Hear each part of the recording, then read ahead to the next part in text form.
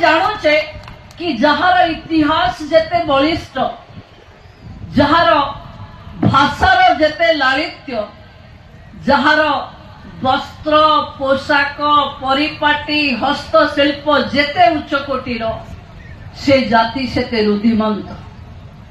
आमे जगतसिंहपुर जिला केबे पुरुणा को मने पकेइले बन्या आसिले हाहाकार होथिला, केबे आज इतिहास को मने पकेइले आमे पारादीप बंदर रे नुआ भविष्यत देखुचे, आमे मोदी जिम रे विश्वास करुथिबा लोको आमे जानिचे ये अमृत काल चालुची, डबल इंजिन रे विकास दुई गुणा हबो।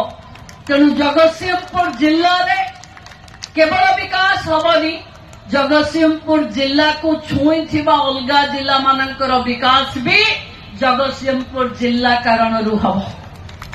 बंधु माने आमे समस्ते जानिछे आम पाखे मातृशक्तिर गोटे बहुत अपरूप संभावना एठी अछि। आपण जानुथिबे समस्ते कहूथिले, तेणु मु एठी कहिबाको आउ चाहुनी।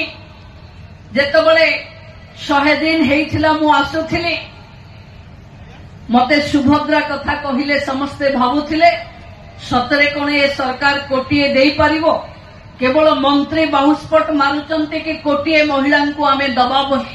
बंधु माने भारत वर्ष एभली कौनसी सरकार नहीं जे 6 मास भितरे गोटे नुआ योजनार मोडालिटी फाइनल करिवो, एसओपी करिवो, लोकंको पाखे पहुंचीबो एवं लोकंको डीबीटी माध्यम रे पैसा ट्रांसफर करिवारे ओडिशा आज 1 नंबर देश भावे ठिया है।